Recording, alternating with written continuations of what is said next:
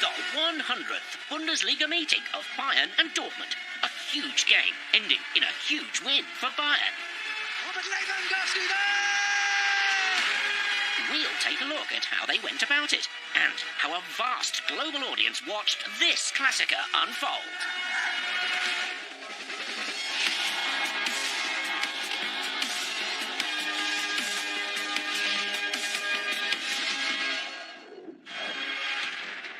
Welcome to Bavaria. The world is watching Der Klassiker. German football's game of games, and a global audience for this vital meeting of the biggest clubs with the biggest names on the biggest stage. Bayern versus Dortmund, the game of this epic Bundesliga season. Second against first, the champions against the pretenders to their throne, and with Dortmund 2 points to the good. If we want the title, we have to win here. All set for the main event of this Bundesliga season. Larsen. Royce has made the run here. Royce, qui va dans une passe de centre retrait pour la frappe.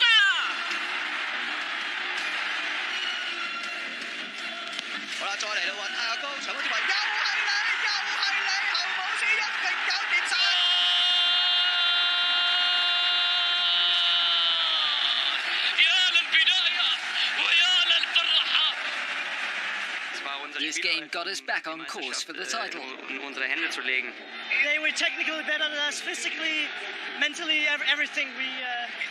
We got scored. If we hadn't won here today, it was Dortmund's title to lose. We definitely didn't want that, as we demonstrated right from the get-go. The home crowd in Munich were treated to a gala first-half performance from their favourites. The visitors were run ragged. And a giveaway from Zagadou, Lewandowski, in behind, Robert Lewandowski! Lewandowski! The Bundesliga 200-goal club has its newest member, Robert Lewandowski! It took a second to click after the goal. Then I realised it was number 200 for me. Another milestone, and he's only the fifth player ever to hit it in the Bundesliga. I'm very proud to be one of the 5 players to pass 200 Bundesliga goals. It's great to be keeping company with those legends. I congratulate my teammates. He's such a good player and such a good teammate. So hopefully more are coming and he can help us to get the Bundesliga title.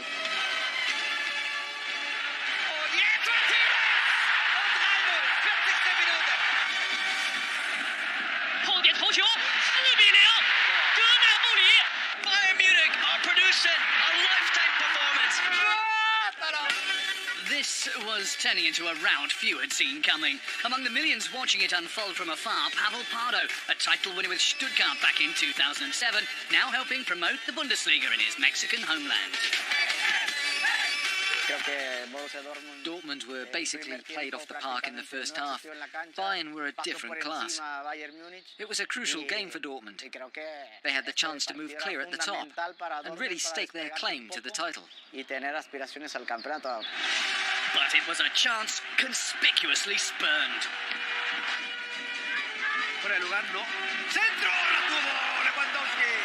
Goal number 5 for Bayern.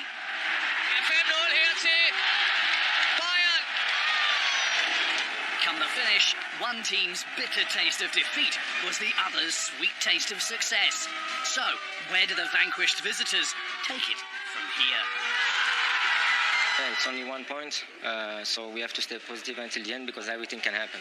Bayern go a point clear with 6 to play now in the Bundesliga. 1 point between them.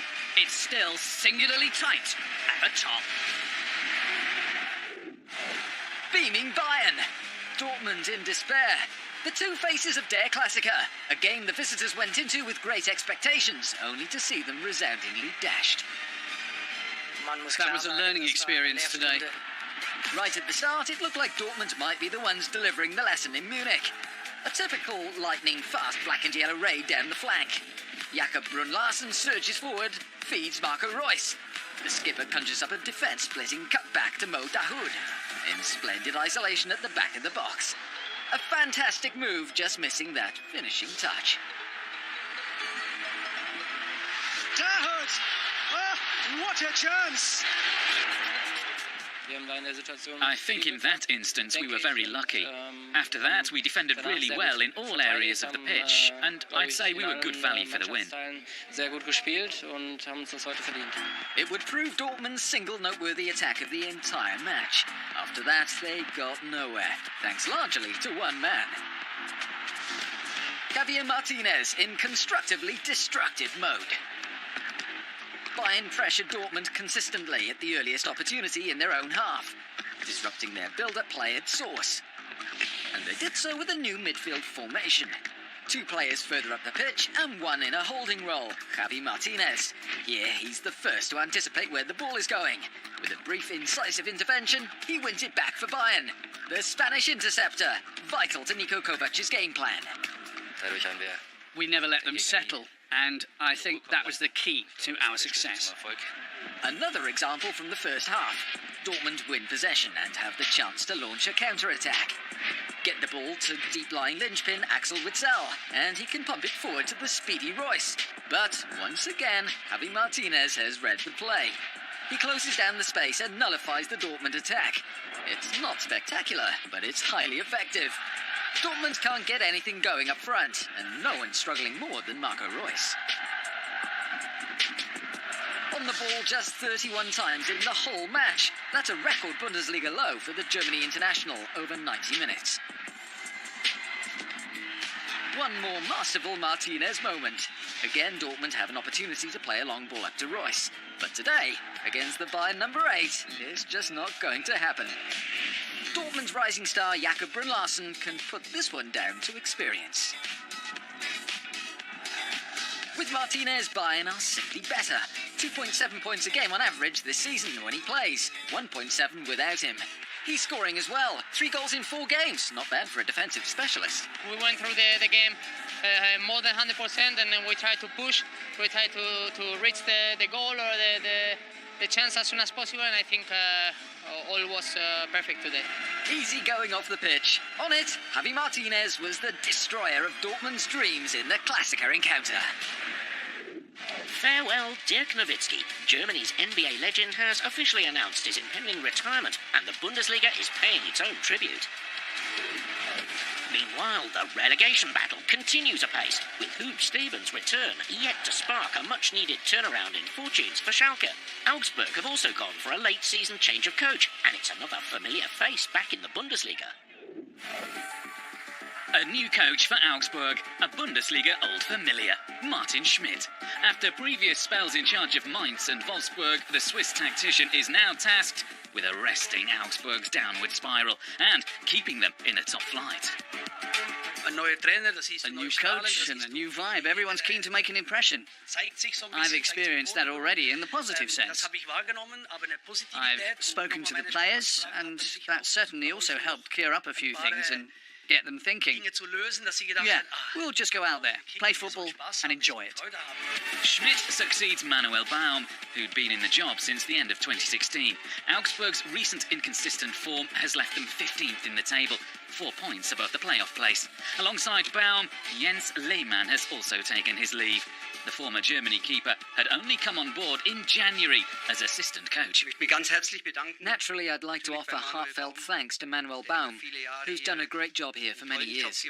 But in the current situation, we were of the opinion we needed to send out a signal, a change, to go into the final games with confidence and optimism.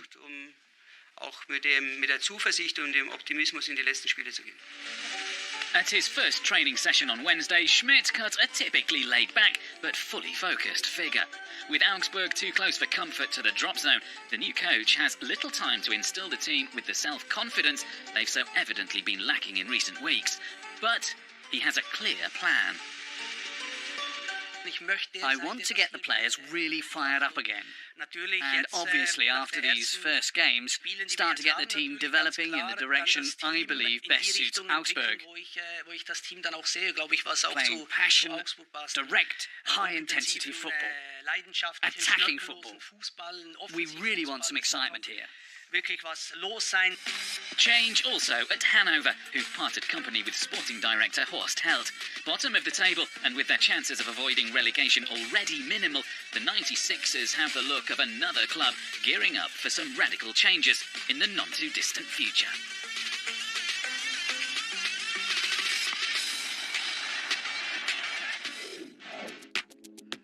Yes, he's back. Hub Stevens, Schalke coach once again, till the end of the season. A planned holiday in Spain will have to wait now. How did his wife take the news? She wasn't upset. It was a pity we couldn't spend that time together. But I said I'd like to bring some sunshine back here, to Schalke. That's important as well. It's been a turbulent few weeks, an ongoing slump in form, a parting of ways with coach Domenico Tedesco, and a subsequent turn to a club legend. It's a situation I'd thought about. If it did arise, what would you do? But I've always said that I'd never leave Schalke in the lurch. When the call came, there could only be one answer. I'd much rather it was Domenico sitting here talking to you now. A man on a Bundesliga survival mission at 65. For me, it's no big deal. Obviously, some folk are saying, who needs it? You must have a clear message, and the team must be able to implement it. Hub Stevens has overseen some of Schalke's greatest victories and some of their bitterest defeats. He knows what makes this club tick, and it goes even deeper than that. If I didn't love Schalke, I wouldn't be sitting here. I'd be out and about somewhere in Eindhoven or Spain.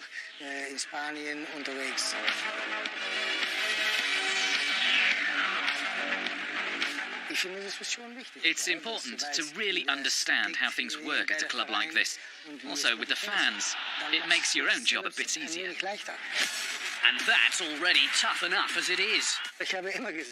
I've always said it's easier to get to the top than to stay there. It often comes down to a tiny adjustment in attitude. It might only be 1%. They've lost that winning habit. Domenico did an outstanding job here, but I think it ultimately may have been a relief for him not to have to work with the team anymore. Tough times for Schalke. Last weekend at home to Frankfurt, they conceded a penalty deep in added time and lost 2-1. Hub Stevens has a lot of work on his hands over the coming weeks. True to form, he's not shirking the challenge.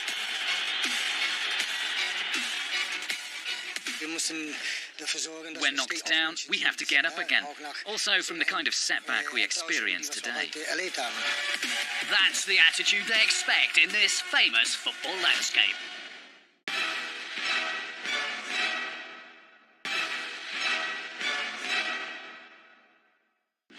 Andrej Kramaric is Hoffenheim's new all-time top scorer in the Bundesliga. And the Croatian sharpshooter has taken the record off someone who also happens to be a good friend. Kramaric! I have to be honest, before 3 years when I came to Hoffenheim, or also when I was a kid, I never thought that I'm gonna be like the best striker in history of some club, and I think that still I don't realize that I broke his record. Sead Salihovic scored 46 goals for Hoffenheim in the Bundesliga. Club record holders past and present. In the recent win against Leverkusen, Andrej Kramaric netted his 47th. You can't really count that last one. It was a tap-in. Like Salihovic before him, Kramaric rarely misses a trick. This one would have found its way in without any help from him.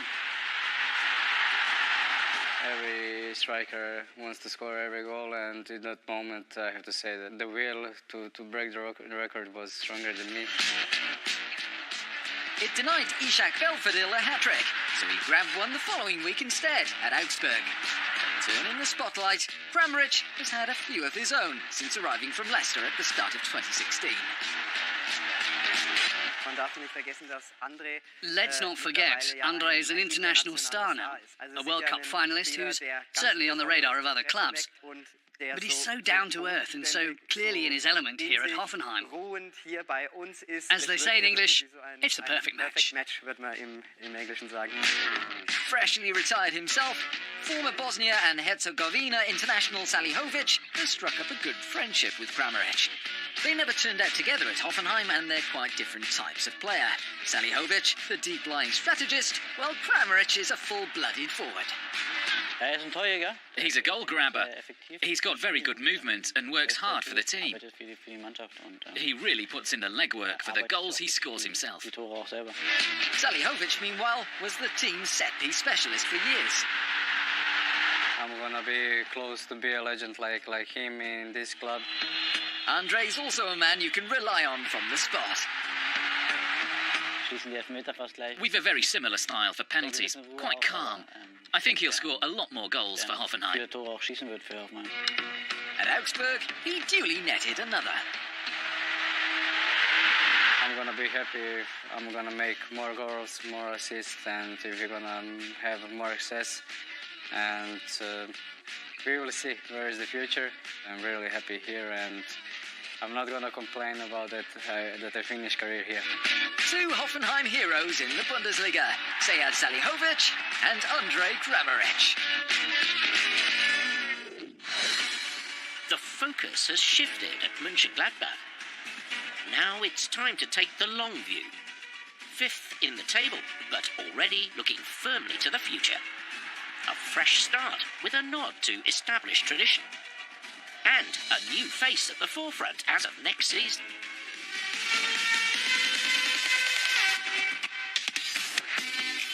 Marco Rose will take over as head coach in the summer. On Wednesday, he confirmed the appointment himself.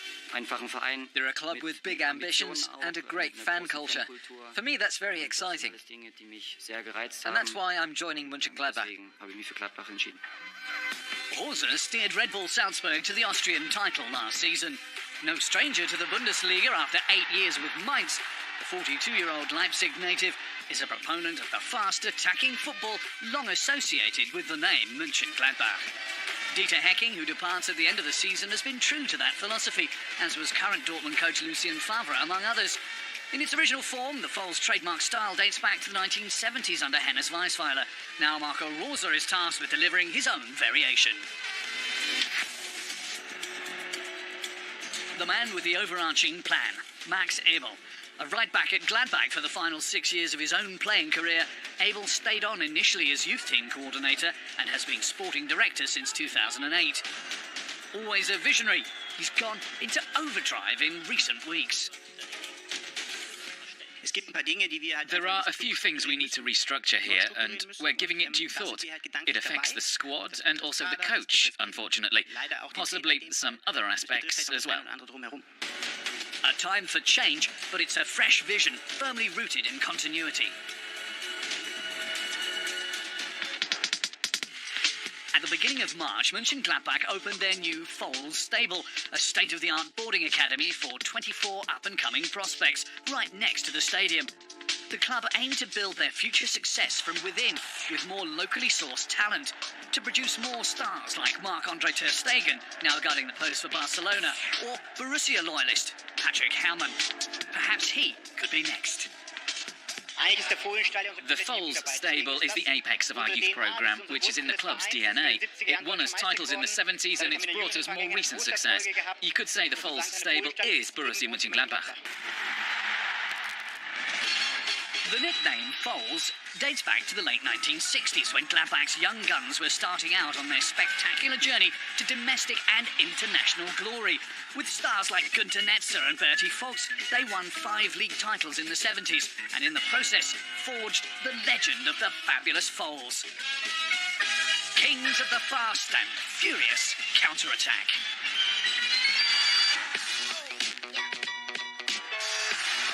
That free-flowing tradition remains the ideal to this day. Young players who simply love to express themselves, like 22-year-old Florian Neuhaus, one of the season's breakthrough stars. French frontman Alassane Player, 11 goals and counting in his debut Bundesliga campaign, or Jonas Hoffmann, tireless midfield motor with an eye for goal. Players all vital to Gladbach's forward planning. Over the past decade, my time as sporting director, it's been good young players plus income from transfers that's put us on the path we're talking about today. A path Marco Rosa will join them on for the coming season. Bayern are back in pole position, a point clear of Dortmund, and with a healthy goal difference. Leipzig and Frankfurt complete the top four, with everyone else from Gladbach down to Leverkusen still in the mix for Europe. Freiburg and the teams above them are all looking solidly mid-table now.